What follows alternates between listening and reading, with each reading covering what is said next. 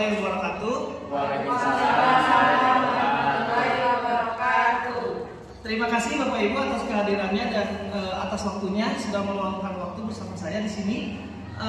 Insya Allah hari ini saya akan melaksanakan program aksi nyata dari pendidikan guru penggerak, yaitu program aksi nyata mendiseminasikan modul 1.4 yaitu tentang budaya positif. Alangkah lebih baiknya sebelum kita mulai kegiatan ini kita ucapkan basmalah bersama-sama. Bismillahirrahmanirrahim. Alhamdulillah bersama kita hari ini sudah hadir juga Ibu Tika Fatima SPD selaku Wakil Kurikulum SMP Negeri 3 Pangalengan. Sebelum mulai acara ini, saya meminta Ibu untuk memberikan arahan dan pandangannya terhadap kegiatan ini kepada Bu Tika. Saya persilakan. Bismillahirrahmanirrahim. Assalamualaikum warahmatullahi wabarakatuh. Sebelumnya saya ucapkan terima kasih kepada Pak Luki yang sudah memberikan kesempatan kepada saya untuk membuka aksi nyata modul 1.4 tentang budaya positif. Alhamdulillah juga atas kehadiran Bapak dan Ibu pada kesempatan hari ini. Mudah-mudahan apa yang disampaikan oleh Pak Luki nanti dapat kita ambil manfaatnya khusus untuk calon-calon guru penggerak di angkatan berikutnya. Mohon izin untuk berdiri Bapak Ibu. Ya, hari ini yang akan saya sampaikan yaitu adalah materi tentang budaya positif. Budaya positif itu sendiri itu ada beberapa materi atau sub materi. Yaitu yang pertama itu perubahan paradigma belajar, lalu disiplin positif, motivasi perilaku manusia, kemudian kebutuhan dasar manusia, kemudian posisi kontrol restitusi dan keyakinan kelas, dan terakhir adalah segitiga restitusi. Baiklah, kita akan langsung ke materi pertama, yaitu perubahan paradigma belajar. Bapak Ibu, selama ini kita mengajar dan memposisikan diri kita sebagai guru, yaitu adalah yang paling alfa di kelas, gitu ya, yang paling berpengaruh dan berkuasa lah dalam tanda kutip kepada siswa. Nah, dalam perubahan paradigma belajar ini, dalam LMS ini atau dalam pendidikan guru penggerak ini ingin mengubah paradigma belajar seperti itu. Jadi guru bukan lagi manusia atau sosok yang super power di kelas, tapi bisa menjadi teman, bisa menjadi sahabat, bisa menjadi tutor, dan bisa menjadi tempat curhat siswa. Jadi tidak ada lagi, kalau dulu itu ada istilah guru killer. Nah, dalam perubahan paradigma belajar ini kedepannya diharapkan tidak ada lagi istilah itu guru kok killer gitu kan. Jadi asal ironis gitu ya, bertolak belakang. Katanya guru tapi ditakuti oleh siswa. Selanjutnya, nah ini paradigma lama dan paradigma baru ya. Kalau dalam paradigma lama itu realitas atau kebutuhan kita sama, nyatanya dalam paradigma baru kebutuhan kita berbeda karena setiap siswa itu punya gaya dan tipe belajar yang berbeda-beda seperti itu. Jadi kita sebagai guru harus bisa mengakomodir dan melayani kebutuhan siswa yang berbeda-beda itu. Seperti itu. Nah, di paradigma lama semua orang melihat hal yang sama, sudut pandangnya harus sama gitu. Ketika materi yang diberikan itu misalnya dalam bahasa Indonesia teks deskripsi itu harus seperti ini. Ternyata dalam paradigma baru itu setiap orang itu memiliki pendapat dan gambaran dan sudut pandang yang berbeda-beda seperti itu. Jadi ketika anak mengutarakan pendapatnya dan sudut pandangnya berbeda dalam apa yang kita pelajari, kita harus bisa memaklumi dan harus bisa mengakomodir hal tersebut. Jangan langsung disalahkan gitu. Padahal kan setiap orang itu punya kepala yang isinya berbeda-beda seperti itu. Selanjutnya kita berusaha mengubah agar pandangan kita sama. Padahal kita harus berusaha memahami pandangan orang lain tentang dunia. Itu sama dengan yang tadi saya sampaikan ya, bahwa semua itu setiap orang itu berbeda-beda. Kemudian perilaku buruk dilihat sebagai suatu kesalahan. Di paradigma baru semua perilaku memiliki tujuan. Nah, ini berkaitan dengan kasus-kasus atau perilaku siswa yang menyimpang dalam arti melanggar aturan seperti itu. Kita dalam paradigma baru ini, kita setiap menangani kasus siswa itu kita bukan mencari siapa yang salah, tapi mencari solusi bagaimana cara menyelesaikan masalah tersebut. Jadi kita sebagai guru jangan menjadi hakim, menghakimi gitu, kamu salah, kamu benar, kamu harus seperti ini, harus seperti itu. Tapi kita kembalikan lagi kepada siswanya, kamu itu kenapa melakukan hal tersebut. Jadi hal pendekatannya itu harus persuasif gitu Bapak Ibu. Jadi supaya kita tahu motivasinya apa. Jangan-jangan memang anaknya di rumahnya ada sedang masalah dengan keluarganya, atau bahkan mungkin di kelasnya tidak kondusif, si anak itu mungkin dikucilkan oleh teman-temannya dan lain sebagainya. Selanjutnya, orang lain bisa mengontrol saya. Dalam di sini tuh orang lain itu guru dan yang dikontrol itu adalah siswa. Dalam paradigma baru, hanya Anda yang bisa mengontrol diri Anda. Jadi kita juga harus punya keyakinan kepada diri kita bahwa siswa juga punya hak untuk mengontrol dirinya sendiri. Selanjutnya, pemaksaan ada pada saat bukan gagal. Di paradigma baru, kolaborasi dan konsensus menciptakan pilihan-pilihan baru. Jadi kalau di paradigma lama itu kan saya juga produk paradigma lama gitu ya. Dulu itu kan guru-guru tuh kalau salah tuh langsung dihukum, bahkan ada yang hukumannya fisik. Nah, dalam paradigma baru ini kita mengajak siswa berkolaborasi, sama-sama mencari solusi. Jadi siswa dilibatkan untuk mencari solusi, bukan hanya mendengar gitu. Jadi kan kalau yang saya alami dulu itu kita tuh hanya dinasehati aja terus. Harus ini. Kita hanya sendiri tidak diberikan kesempatan untuk berbicara. Apa sih keinginan kita tuh gitu, gak didengar gitu. Padahal kan manusia ini makhluk sosial, harus ada timbal balik, harus ada yang didengar dan harus bisa mendengarkan. Selanjutnya, model berpikir menang kalah. Ini juga hampir sama dengan yang sebelumnya. Nah, kalau yang baru itu harus win-win solution atau menang-menang. Ketika menangani sebuah kasus itu jangan sampai di posisi siswa itu merasa kalah. Jadi guru tuh super power gitu. Siswa merasa dirinya kalah. Nah, di paradigma baru ini kita harus memiliki solusi menang-menang. Jadi siswa juga dalam tanda kutip itu kalau bahasa agama itu ridho gitu. Ridho berubah dari dirinya sendiri. Kita juga gurunya ikhlas juga ridho menerima keputusan atau kesepakatan bersama tersebut. Selanjutnya dalam budaya positif ini adalah ada yang disebut dengan disiplin positif. Nah, menurut Ki Hajar Dewantara, disiplin positif itu kita lihat ke pengertian disiplin dulu ya. Di sini ada kutipan dari Ki Hajar Dewantara, "Merdeka iku jawarnya, norakmu ke pasing pangreh." Mungkin ibu dia paling paham bahasa ini. Kuasa ning uga kuat kuasa mandiri ringan, atau dalam bahasa Indonesianya, merdeka tidak hanya terlepas dari perintah, akan tetapi juga kuat memerintah diri sendiri. Memang musuh terbesar manusia itu ya diri sendiri ya. Paling sulit mengalahkan diri sendiri. Apalagi kalau misalnya hujan pagi-pagi gitu, hujan rebahan ya. Daripada bangun terus pagi sholat subuh, lebih enak rebahan lagi. Nah, itulah yang dimaksud dengan Ki Hajar Dewantara itu maksud merdeka. Jadi merdeka itu bukan hanya merdeka dari perintah orang lain, hanya saja ditambah lagi dengan merdeka bisa mengalahkan diri sendiri. Selanjutnya juga masih dari Ki Hajar Dewantara, beliau mengatakan di mana ada sebuah kemerdekaan, disitulah ada disiplin yang kuat. Jadi kemerdekaan itu hanya bisa dicapai dengan disiplin yang kuat. Sungguh pun disiplin itu bersifat self disiplin atau disiplin kepada diri sendiri, yaitu kita sendiri yang mewajibkan kita dengan sekeras-kerasnya, tetapi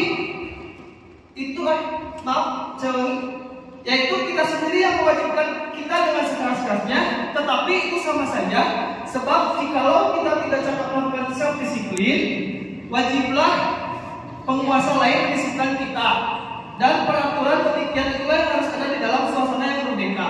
Jadi ketika kita berproses mendisiplinkan diri kita sendiri, kalau kita belum bisa mendisiplinkan diri sendiri, maka dibuatlah aturan dan kuasa orang lain. Jadi kalau dalam kasus ini tuh misalnya guru dan siswa. Ketika siswa belum bisa mendisiplinkan dirinya sendiri, berarti hadirlah sosok guru untuk membantu mendisiplinkan siswa itu sendiri. Selanjutnya dalam disiplin positif itu ada yang disebut dengan nilai kebajikan. Nah, dalam konteks ini karena kita sedang ramai-ramainya profil pelajar Pancasila, maka yang ada dalam profil pelajar Pancasila itu adalah nilai-nilai kebajikan. Di antaranya beriman, bertakwa kepada Tuhan Yang Maha Esa dan berakhlak mulia, kemudian mandiri, bernalar kritis, berkebinekaan global, bergotong royong dan kreatif. Tapi ini tidak terbatas hanya ini saja nilai positif itu. Nilai-nilai positif dan nilai-nilai kebajikan juga banyak ya. Salah satunya ini siap peduli, rajin, integritas, rasa hormat dan lain sebagainya. Nah, nilai-nilai inilah yang akan kita sampaikan atau kita tanamkan kepada anak didik kita seperti itu. Jadi nilai-nilai inilah yang harus bisa muncul dan ditimbulkan atau dicerminkan oleh anak didik kita berdasarkan self disiplin tadi. Jadi si siswanya itu sudah bisa mendisiplinkan diri sendiri dengan memunculkan nilai-nilai kebajikan ini seperti itu. Namun karena sekarang anak-anaknya masih remaja, masih anak-anak gitu, usianya juga masih di bawah 17 tahun, maka itu sosok guru sangat diperlukan agar anak-anak mencapai nilai-nilai kebajikan ini. Ya, selanjutnya ada yang disebut dengan keyakinan kelas. Keyakinan kelas ini berbeda dengan kesepakatan kelas. Kita lihat perbedaannya ya. Di sini ada kesepakatan kelas. Ini biasa kita lakukan setiap hari atau sebelum pembelajaran dimulai. Misalnya contohnya HP dimatikan dan tidak dibunyikan atau dimainkan ketika belajar. Lalu yang kedua mengikuti kegiatan dengan aktif. Yang selanjutnya saling menghargai saat berbicara. Yang selanjutnya lagi menjaga kebersihan ruangan. Nah ini tuh masih dalam konteks kesepakatan kelas. Kenapa ini disebut kesepakatan kelas? Karena ini hanya hal-hal teknis saja. Jadi ini tuh hanya hal-hal teknis ketika pembelajaran berlangsung. Sedangkan keyakinan kelas yang saya bahas di sini itu adalah kita membuat sebuah keyakinan kelas di kelas kita masing-masing dengan memunculkan nilai-nilai kebajikan yang sudah kita pelajari tadi. Jadi misalnya bahasanya itu misalnya ketika HP dimatikan atau tidak dibunyikan, kita tambahkan nilai kebajikannya.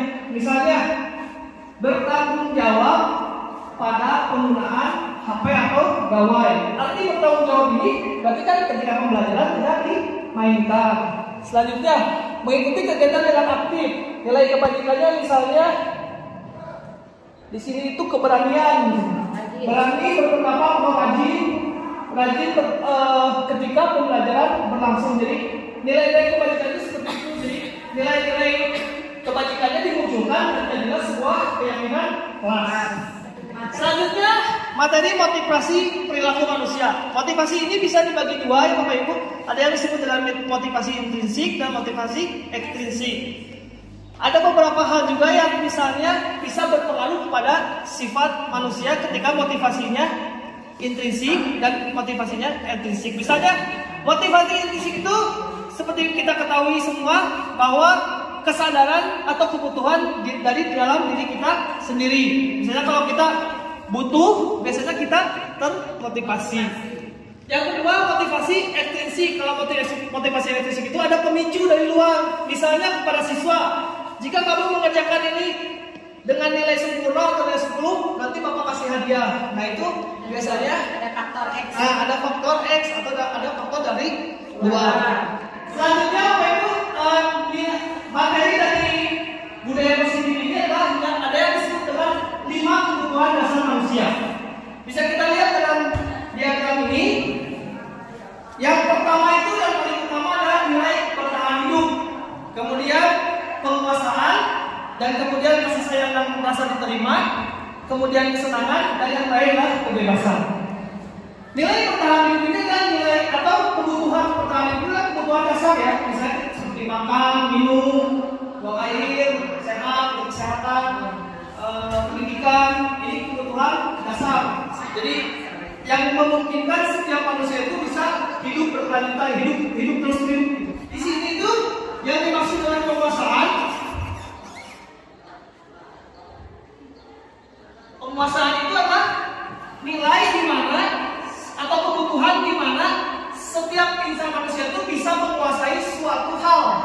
Misalnya kita di sini bisa menguasai ilmu pedagogi, gitu, mendidik anak didik atau siswa, atau misalnya penguasaan ketika profesi yang profesional, misalnya plumber atau tukang pipa atau misalnya tukang bangunan. Nah, setiap manusia itu butuh yang disebut dengan penguasaan. Jadi setiap manusia itu pasti punya satu penguasaan atau keahlian.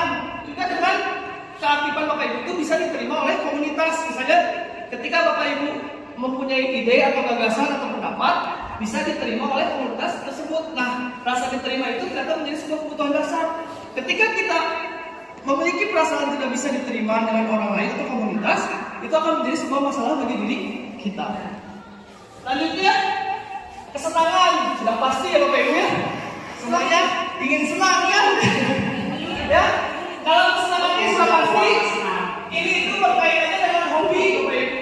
Ya, kalau ada kesenangannya saya kaitkan dengan hobi. Pasti Bapak Ibu punya hobi masing-masing. Misalnya ada yang hobi menanam, gitu, menanam botani ya, atau ada yang hobi bersepeda, ada yang hobi main musik, gitu ya. Nah, namun kesenangan ini ternyata tidak terbatas pada hobi. Ternyata bisa juga pada kegiatan-kegiatan sehari-hari yang kita lakukan. Misalnya ketika kita mengajar, mungkin kalau mengajar bisa disebut hobi tidak? Bisa juga ya, beberapa orang bisa disebut hobi. Tapi kebanyakan seperti saya mengajar itu lebih kepada tugas kalau saya. Nah, ketika menjalankan tugas itu ternyata harus dibarengi dengan rasa senang supaya semuanya ikhlas mengalir gitu. Masa terakhir, kebebasan. Sudah pasti kita negara yang merdeka, pasti ingin bebas. Tapi kebebasan di sini harus kebebasan yang bertanggung jawab gitu. Kebebasan yang bertanggung jawab itu adalah kebebasan yang menghargai kebebasan orang lain. Jadi kebebasan kita itu dikunci atau dipagari oleh kebebasan orang lain. Misalnya kita bebas mendengarkan musik keras-keras, tapi orang lain juga bebas mendapatkan ketenangan. Misalnya tetangga kita. Nah seperti itu. Jadi kebebasan yang bertanggung jawab. Kebebasan ini juga bisa berarti bebas berpendapat dan bebas mengekspresikan diri kita sendiri. Jadi karakter diri kita tuh bebas ditunjukkan ke orang lain. Tidak boleh ada yang mengintervensi. Nah, kalau kebebasan ini menjadi masalah atau tidak terpenuhi, tentunya akan menjadi masalah. Nah, berkaitan dengan pendidikan, 5 kebutuhan dasar ini harus kita pahami dan harus kita serapi dan tanamkan bahwa siswa juga, meskipun usianya masih remaja dan anak-anak, punya 5 kebutuhan dasar. Oke, selanjutnya kita lihat kasus ya Bapak Ibu. Contoh kasus ke-5 kebutuhan dasar atau salah satu kebutuhan dasar yang tidak terpenuhi. Di sini Bapak Ibu ada sebuah soal. Bisa kelihatan? Bisa terbaca? Baca. Bimo seorang anak TK yang selalu berlari-lari keluar kelas menuju jalan raya di tempat sekolahnya yang ramai dan banyak kendaraan. Tingkahnya membuat guru, Bu Ani, bingung dan seringkali lari mengejarnya. Ada beberapa kemungkinan jawabannya diberikan Bimo. Identifikasi kebutuhan dasar apa yang belum dipenuhi atau yang ingin dipenuhi oleh Bimo jika respon Bimo seperti di bawah ini. Di sini Bimo mengatakan, aku senang main kejar-kejaran dengan ibu guru, seru katanya. Nah, menurut Bapak Ibu, 5 kebutuhan dasar apa yang belum terpenuhi oleh Bimo? Kesenangan, ya benar. Kita lihat. Jawabannya kesenangan, ya benar. Karena di sini Bimo mengatakan bahwa dia itu senang berlari-larian, makanya dia ingin memenuhi kebutuhan dasar kesenangan seperti itu. Nah selanjutnya di sini ada kasus yang sama. Sini Bimo mengatakan ibu kejar aku karena ibu guru sayang aku. Di sini kebutuhan apa? Kita lihat cinta dan kasih sayang. Ya benar ya. Jadi jawabannya cinta dan kasih sayang. Sekarang respon Bimo seperti ini. Aku hebat kan bisa bikin ibu guru kejar aku. Kira-kira kebutuhan dasar apa?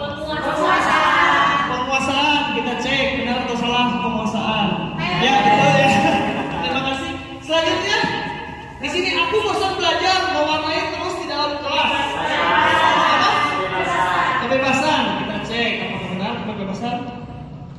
Ya benar ya. Luar biasa Bapak Ibu.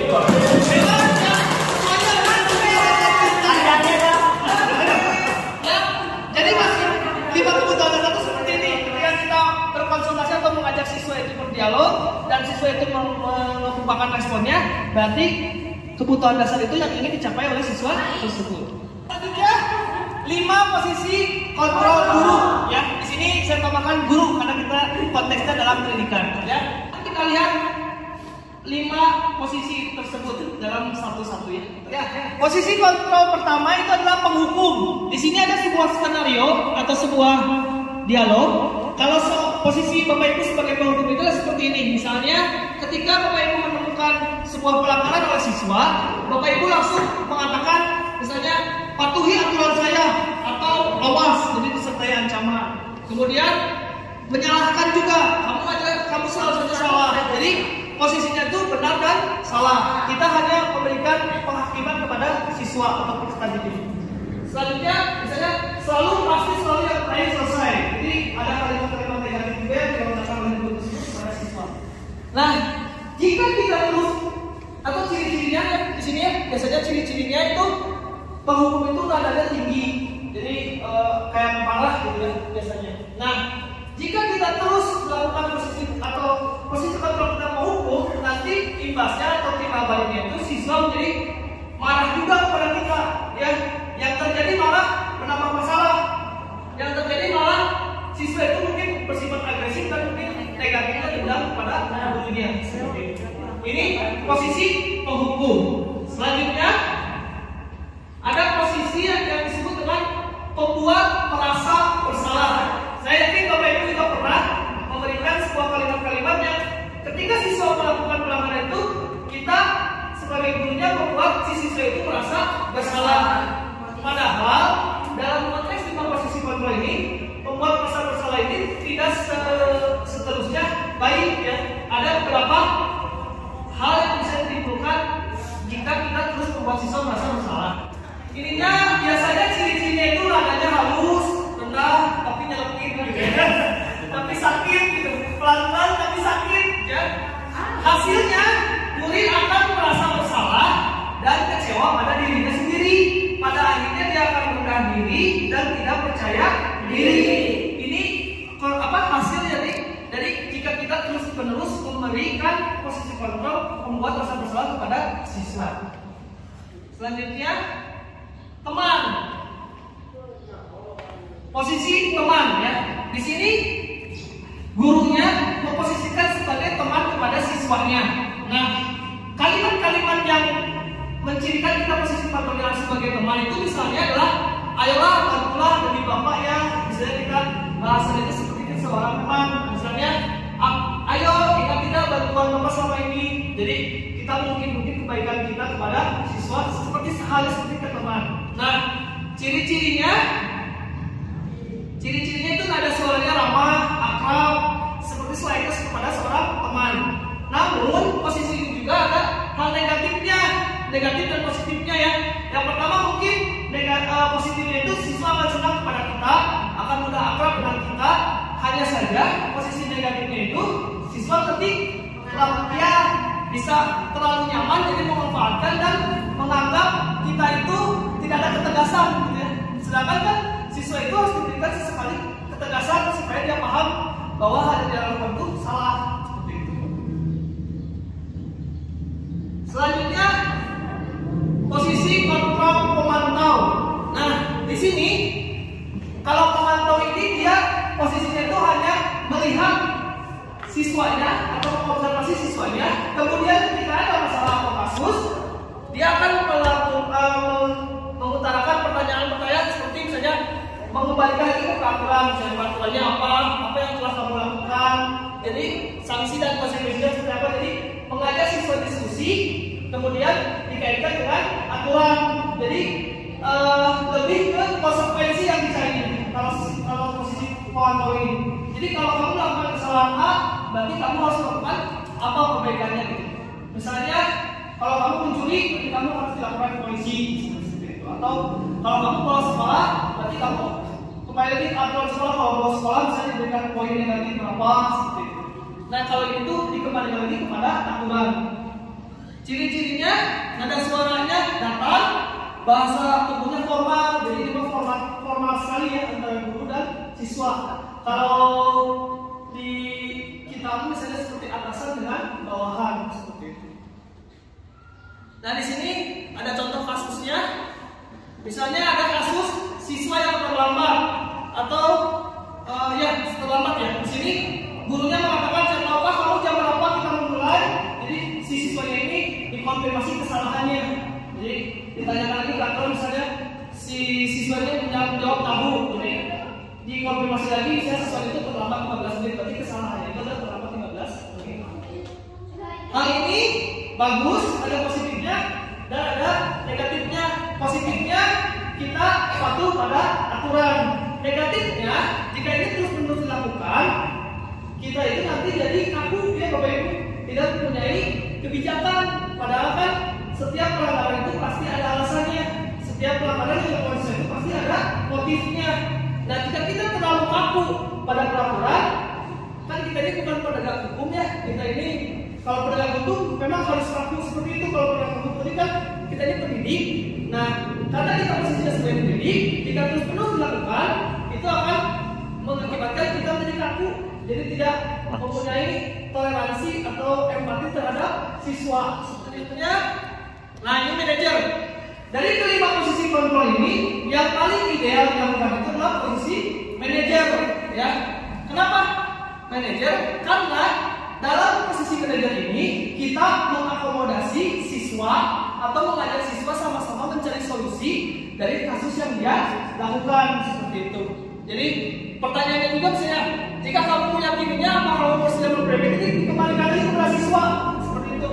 Jadi siswa sendiri yang diajak mencari solusi dari masalahnya tersendiri. Namun bukan berarti tidak mengindahkan peraturan. Tetap pada posisi manajer ini juga kita harus memberikan aturan yang sudah kita sepakati. Kemudian kita sama-sama mencari solusi dari masalah yang sudah ditimbulkan oleh siswa tersebut. Misalnya ciri-cirinya misalnya nadanya tulus, bahasa tubuhnya tidak kaku, mendekat ke murid. Jadi siswa juga tidak ada tembok antara guru dan siswa. Ketika kita memposisikan sebagai manajer, bukan mungkin lagi ya, kebanyakan siswa pasti akan mengeluarkan unek-uneknya sendiri. Mungkin siswa ini melakukan bolos karena dia punya masalah di rumahnya, orang tuanya mungkin sedang sakit keras atau apa, atau mungkin bahkan yang ekstrimnya orang tuanya sudah berpisah jadi cerai. Jadi kita juga harus bisa menampung kebutuhan tadi yang keluarga saya itu. Jika misalnya siswa seperti itu, berarti dia kan kebutuhan kasih sayang dan dapat diterimanya belum terpenuhi. Nah, kita harus bisa bersedia meluangkan waktu untuk mendengarkan curhatan siswa seperti itu. Kalau ini insya Allah tidak ada negatifnya jika ini terus dilakukan, bahkan mungkin akan memupuk karakter pada siswa tersebut. Terakhir Bapak Ibu, ini ada yang disebut dengan segitiga restitusi. Ini kembali lagi dalam upaya kita memposisikan diri sebagai seorang manajer. Dalam posisi manajer kan kita mengajak siswa untuk berdiskusi, mencari solusi dari masalah yang dihadapi. Nah, segitiga restitusi ini adalah langkah-langkah yang akan kita tempuh atau kita lakukan ketika kita memposisikan diri sebagai manajer seperti itu. Ini ada beberapa pengertiannya. Restitusi adalah proses menciptakan kondisi bagi murid untuk memperbaiki kesalahan mereka sehingga mereka bisa kembali pada kelompok mereka dengan karakter yang lebih kuat. Ini menurut Gosen tahun 2004. Selanjutnya masih menurut Gosen tahun 1996, restitusi juga merupakan proses kolaboratif yang mengajarkan murid untuk mencari solusi untuk masalah dan membantu murid berpikir tentang orang seperti apa yang mereka inginkan dan bagaimana mereka harus memperlakukan orang lain. Jadi ini kembali lagi seperti tadi yang saya sampaikan, komunikasi dan kolaborasi dengan siswa mencari solusi seperti itu. Nah ini tahapannya Bapak Ibu. Tahapan restitusi. Yang pertama itu menstabilkan identitas. Contoh teorinya adalah kita semua akan melakukan hal terbaik yang bisa kita lakukan. Jadi ketika siswa melakukan sebuah kesalahan, kita tanya dulu apa kesalahannya, buat dia mengutarakan kesalahannya dari dirinya sendiri. Jadi yang mengutarakan bahwa dia berbuat salah itu dari dirinya sendiri. Kita pancing dengan pertanyaan-pertanyaan yang mengarahkan kepada siswa itu, sehingga siswa itu bisa mengutarakan bahwa dirinya itu salah dan sadar bahwa dirinya itu salah. Kemudian yang kedua itu adalah validasi tindakan yang salah. Nah, selanjutnya setelah siswa itu mengakui tindakannya dan sudah mengakui perbuatannya itu, kita kemudian kali pertanyaan pemancing. Nah, kalau misalnya kamu melakukan hal tersebut, kira-kira akan menjadi seperti apa? Misalnya, ketika siswa ribut di kelas, sedangkan gurunya sedang menerangkan pelajaran, kita tanya, kalau kamu ribut terus di kelas, kira-kira apa yang akan terjadi? Suasana kelas akan bagaimana? Biarkan siswa itu berpendapat dan menjawab pertanyaan dari kesalahan yang mereka buat. Misalnya nanti siswanya akan menjawab, pembelajaran akan terganggu, anak-anak atau teman-teman dia akan terganggu ketika belajar. Jadi kalimat-kalimat itu jangan keluar dari kita, biarkan keluar dari siswanya supaya siswanya sendiri sadar bahwa dia itu salah. Kan kalau selama itu kebiasaan saya juga seringkali mengatakan atau menghakimi, kamu tuh salah, kamu begini. Sedangkan si siswanya sendiri malah diam gitu ya, tidak memberikan kesempatan kepada siswa untuk berbicara. Selanjutnya, yang ketiga itu adalah menanyakan keyakinan. Nah, ini keyakinan itu adalah keyakinan kelas yang sudah kita bahas di materi sebelumnya tadi yang di atas, keyakinan kelasnya. Keyakinan kelas itu adalah nilai-nilai kebajikan, atau dalam konteks saat ini itu adalah profil pelajar Pancasila. Nah, dalam menanyakan keyakinan kelas ini, kita konfirmasi awal atau konfirmasi lagi kepada siswa. Kira-kira kalau kamu melakukan hal tersebut, nilai keyakinan apa yang kamu langgar? Misalnya ketika kamu ribut terus di kelas, nilai keyakinan apa yang kamu langgar? Misalnya tidak disiplin Pak. Ketika belajar harusnya kan memperhatikan. Nah, kalimat-kalimat itu harus muncul dari siswa. Kemudian kita semua mempunyai motivasi internal. Maksudnya, kenapa? Kita tanyakan, kenapa kamu ribut di kelas? Sedangkan teman-teman kamu memperhatikan. Kemudian dia akan menjawab motivasinya itu kenapa. Misalnya, karena dia bosan. Kalau dia bosan, berarti ada 5 kebutuhan dasar yang belum terpenuhi, yaitu apa? Bosan. Kalau bosan apa? Bosan. Kesenangan. Nah, ya. Kalau bosan itu berarti 5 kebutuhan dasar yang tidak terpenuhi adalah kesenangan. Berarti dia merasa bosan di kelas itu tidak senang, tidak ada rasa senang lah ketika belajar. Jika semua diagram atau gambar akan membentuk sebuah segitiga, dari disebut adalah segitiga restitusi. Nah, di sini yang menanyakan itu adalah validasi tindakan yang salah, kemudian menanyakan keyakinan dan menstabilkan identitas seperti itu. Dari kesimpulan atau tahapan ini, terakhir kita lanjutkan sebuah solusi atau kita cari sama-sama solusi dari masalah yang mereka hadapi seperti itu. Ya, mungkin itu saja yang bisa saya sampaikan Bapak Ibu. Terima kasih atas waktunya. Sekarang kita ke konfres. Oke, nanti yang bisa boleh angkat tangannya. Ya, baiklah Bapak Ibu, itulah materi yang bisa saya sampaikan mengenai budaya positif. Terima kasih atas perhatiannya. Sekarang kita memasuki sesi tanya jawab. Barangkali Bapak Ibu ada hal-hal yang mau ditanyakan, saya persilahkan. Ya Bu Tika, silakan. Bismillahirrahmanirrahim. Assalamualaikum warahmatullahi wabarakatuh. Waalaikumsalam. Terima kasih Pak Luki atas waktunya. Mungkin yang akan saya garis bawahi di kebutuhan dasar. Kebutuhan dasar yang meliputi kebutuhan dasar guru maupun kebutuhan dasar siswa. Sepertinya akan sulit ya. Mungkin gitu. Kalau misalnya dalam kegiatan pembelajaran kita harus memperhatikan kebutuhan dasar guru maupun kebutuhan dasar siswa. Apakah harus dalam kegiatan pembelajaran semua kebutuhan dasarnya terpenuhi terlebih dahulu, sementara ada mungkin 1-2 kebutuhan siswa ataupun kebutuhan gurunya belum terpenuhi? Mungkin itu Pak. Terima kasih. Assalamualaikum warahmatullahi wabarakatuh. Waalaikumsalam warahmatullahi wabarakatuh. Terima kasih atas pertanyaan Bu. Atas pertanyaannya ketika saya langsung jawab saja supaya mengefektifkan waktu. Benar Bapak Ibu, tidak mungkin kita bisa memenuhi semua kebutuhan dasar dari siswa. Maka itu jangankan kebutuhan dasar siswa, barangkali kebutuhan dasar kita juga tidak terpenuhi semuanya gitu kan.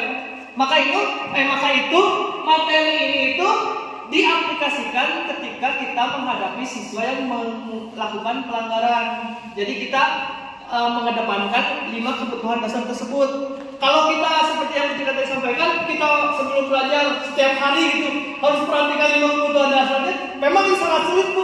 Saya juga akan mampu kayaknya. Dan semua orang juga kayaknya tidak akan mampu untuk memenuhi kebutuhan 32 siswa di kelas. Nah, maka itu budaya positif atau memperhatikan 5 kebutuhan dasar itu ini ketika kita menghadapi siswa yang melakukan pelanggaran. Jadi ketika kita menelusuri motif dan alasan siswa itu melakukan pelanggaran, nah dari situ kita bisa paham, oh berarti siswa ini kebutuhan dasar apa yang belum terpenuhi. Mungkin seperti itu jawabannya. Kurang lebihnya mungkin nanti kita belajar sama-sama. Ya, sebelum kita lanjutkan materi kita, saya mohon izin minta bantuan Bapak Ibu untuk berdiri. Kita speaking sejenak, Bapak Ibu. Ya, speakingnya ini adalah ketika kita atau saya mengucapkan pagi, Bapak Ibu tepuk 2 kali. Maaf. Ketika pagi 1 kali, ketika siang 2 kali, ketika malam tidak usah tepuk ya. Ini untuk kita latihan sama-sama. Oke? Siap? Ya. Pagi. Siang. Pagi. Siang. Malam. Pagi. Siang. Siang. Pagi. Pagi. Pagi. Malam. Ya.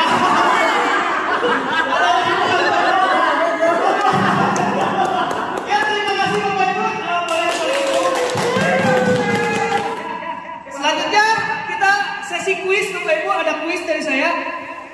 Saya akan mengajukan pertanyaan mengenai materi yang sudah saya sampaikan. Nanti Bapak Ibu yang bisa menjawab boleh acungkan tangan, nanti saya tunjuk. Silakan Bapak Ibu jawab. Siap? Siap.